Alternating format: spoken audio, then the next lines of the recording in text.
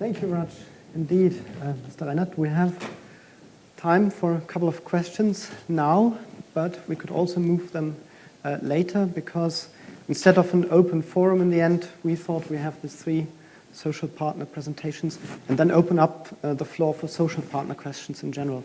But that shouldn't prevent you now from asking a direct question if there is one.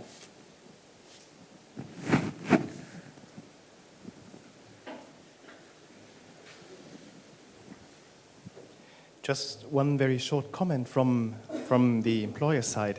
Actually, MCEF and ECG have been working or started negotiations on a so-called binding agreement in the chemical sector at European level on skills and competences. So we want to do something that you have started already at the Belgian level. We would like to do this perhaps in a bit less demanding way at European level.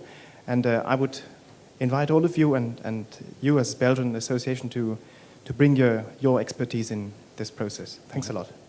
Well, I've promised you already that we're going to give you all the information we have gathered. But I've said also that it wasn't an easy exercise. Just no further comments. Dr. Eickhoff? You mentioned in your lecture the competence center, an establishment to transform the knowledge from the bigger companies to the smaller ones. But can you please explain what do these competence centers in detail? Well, the competence center isn't there yet, but in the project, which is called Colibri, we are gathering a whole lot of best practices which have already proven that they work in the bigger companies. We have them now. We will train consultants in this matter, and then we can send the consultants out to the very small companies, let's say 20, 25 people working there, who don't know that much about competence policy, who don't have people that they can let work on that. And so we will help those companies to develop the competence policy as well. Because we believe that the demographic problems aren't only in the bigger companies, they are there in the smaller ones as well. But they will wake up one day and see that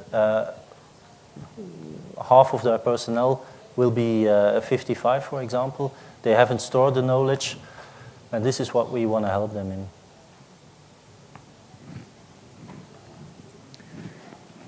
Mr. Reich.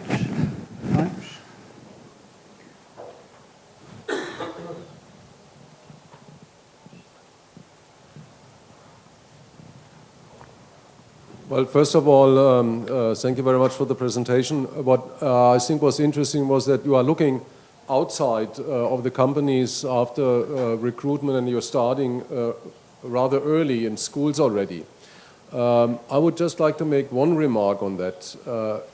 If you look back, what were driving factors for you to decide to go for a certain education or study or whatever, then I think there is one element missing which is of high importance, and that is the social conditions in the sector.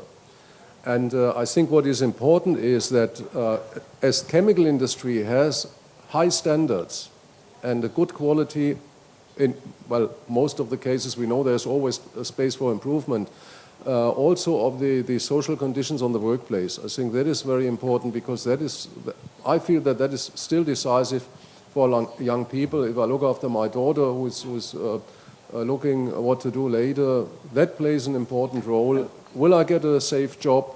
Will it be under acceptable social conditions?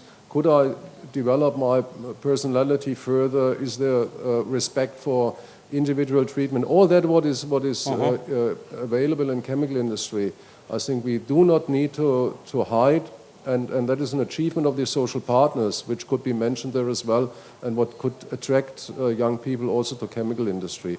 So that was one remark I would like to make. The other one was just on your picture with these faces. I hope that chemical industry will make some progress in cosmetic treatment. So in the future, maybe people in 2017 will not look like that, but will look at least a little bit younger. And we had heard some promising news about that from Professor Tivik yesterday as well. So maybe you have to exaggerate okay, from time good. to time. Good, thanks. Right. Okay, in which case, thank you very much again. So,